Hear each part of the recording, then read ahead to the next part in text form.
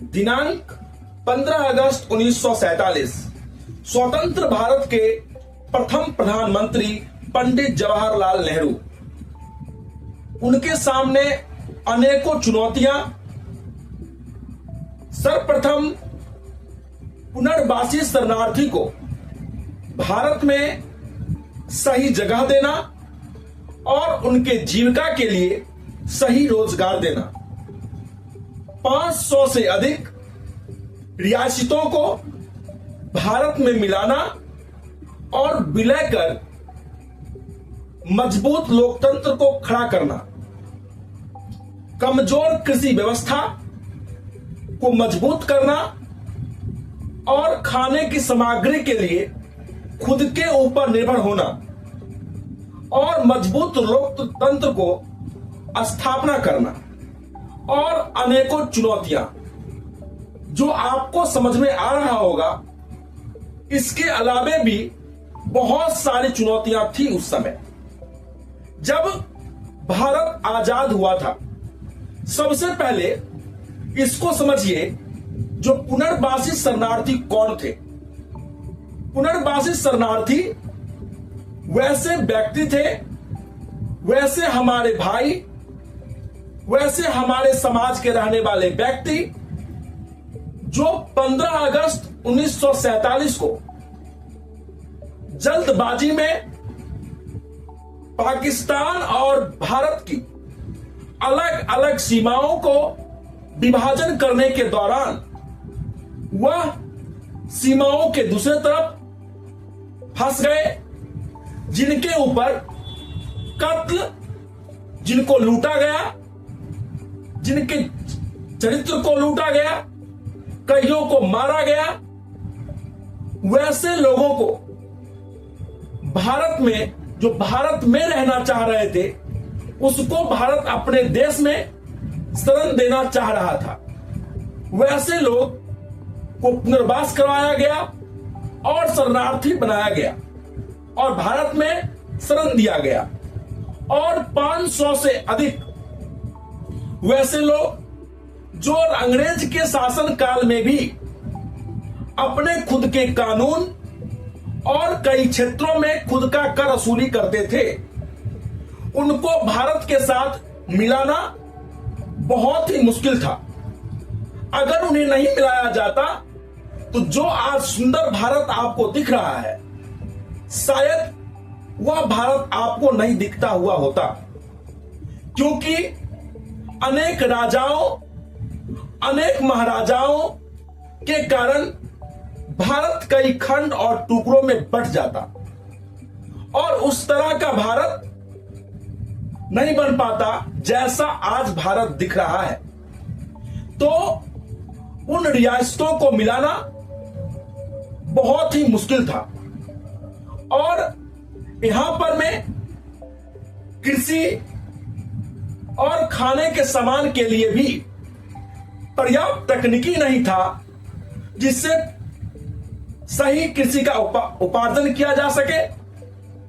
और यहां के लोग खुद के खाने के लिए भी विदेशों पर आश्रित थे, क्योंकि यहां के राजाओं के द्वारा और यहां के महाराजाओं के द्वारा नील और कपास की खेती करने के लिए दबाव दिया जाता था और अनाज की उतनी ही फसल उगाने को कहा जाता था जितने फसल से उनका पेट और उनके परिवार का पेट भर सके।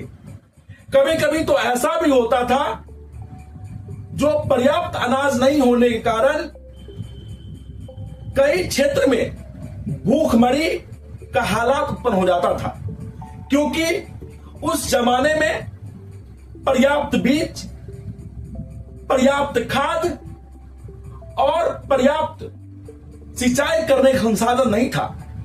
सिंचाई के लिए मानसूनी वर्षा के ऊपर में किसान आश्रित होते थे। उसके बावजूद भी मैं आपको बता दूं, जो वर्ष 1947 में 75% से ज्यादा भारत की आबादी गांव में रहती थी और वह कृषि पर ही आश्रित थी और भारत के जीडीपी में कृषि का, खेती का 50% से ज्यादा योगदान था। आप इस सारी बात को समझ सकते हैं और इस सारी चुनौतियों के बावजूद भी पंडित जवाहरलाल नेहरू के द्वारा 8 फरवरी 1956 को भारत को एम्स के रूप में अस्पताल दिया गया। 1 जनवरी 1958 को डीआरडीओ दिया गया, जो रक्षा के अनुसंधान के लिए काम करता है। और इतना ही तक नहीं रुका सफर 13 नवंबर 1961 उस दिन IIM का स्थापना किया गया। इन सारी चुनौतियों के बावजूद भी जब परिस्थिति विपरीत हो तब सही कदम उठाना बहुत मुश्किल होता है, लेकिन जब परिस्थिति आपके साथ हो तब सही कदम उठाना बहुत बड़ी बात नहीं होती है। मैं इन सारी बातों पर चर्चा आज इसलिए कर रहा था क्योंकि पिछले दिन आज की गोदी मीडिया वास्तविकता से बहुत दूर हो चुकी है।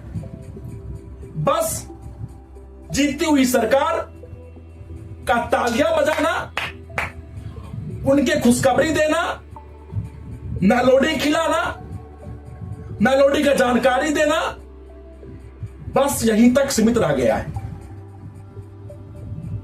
और पीछे किए गए काम को छोटा दिखाना और जीते हुए प्रतिनिधि को, वर्तमान प्रतिनिधि को बड़ा दिखाना, बस इतना ही काम रह गया है। 14 मई 2014 को भारत के प्रधानमंत्री के तौर पर नरेंद्र मोदी को भारत का प्रधानमंत्री बनाया जाता है और उनके द्वारा मेक इन इंडिया, उनके द्वारा डिजिटल इंडिया, उनके द्वारा प्रधान आवास योजना, उनके द्वारा और कुछ योजनाएं जैसे हवाई वे, एक्सप्रेस वे, रेलवे, इनका एक्सटेंशन किया जाता है। और चुनौतियां के नाम पर में बस एक कोविड-19 महामारी, और जब वो जीत करके आए वर्ष 2014 में, तो उस वर्ष कुछ परेशानियों का सामना करना पड़ा होगा व्यवस्थाओं को सही करने के लिए, और कुछ चीन और कुछ अलग अलग देश की शक्तियां से अपनी जमीन को रक्षा करने के लिए मेहनत करना पड़ा होगा। और आप इस सारी मीडिया रिपोर्ट को खंगालने के बाद और इस रिपोर्ट को देखने के बाद आप क्या समझते हैं? किसका योगदान बड़ा है, किसका काम बड़ा है? लेकिन पिछले दिन यह बात को दर्शाया गया मीडिया रिपोर्ट में, अखबारों में, कई न्यूज़पेपरों में, जो निर्वाचित प्रधानमंत्री के तौर पर नरेंद्र दामोदर दास मोदी भारत के सबसे अधिक समय तक रहने वाले प्रधानमंत्री बन चुके हैं। लेकिन मैं आपको बता दूं कि आदमी ना उम्र से बड़ा होता है, ना बड़े परिवार में जन्म लेने से बड़ा होता है।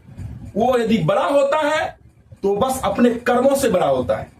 बाकी आप नेहरू जी और मोदी जी का तुलना किस तरह से करते हैं, कमेंट के माध्यम से बताएं। जय हिंद।